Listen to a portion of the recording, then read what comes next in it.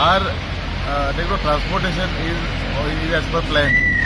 We have diverted our interested buses. We are getting school buses operating from here.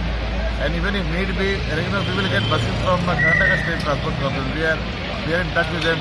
We may get some 25-50 Volvos from them for operation in case the strike continues. See, we have been providing prompt service for the last 3 days. If requests come, and the requests have come from us from small groups of 20 people, 15 people, 30 people to transport them from different areas to the airport to the hotels. And we have been doing that. Even the coastal belts, in case some requests are there from restaurant owners that to operate some night service and all, we are willing to operate. Only thing we have to get some requests from government.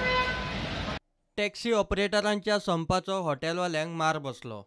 And next day also people regularly come to the airport and they want to have a lunch and go. They couldn't come because no taxis were available. They were staggering in the hotels. In fact, they asked me, why don't you come and pick us? I said, I can't go because they might destroy my car or scratch my car or something to do. That's why I didn't go. प्रुडंटा खातीर विक्रम नाईक.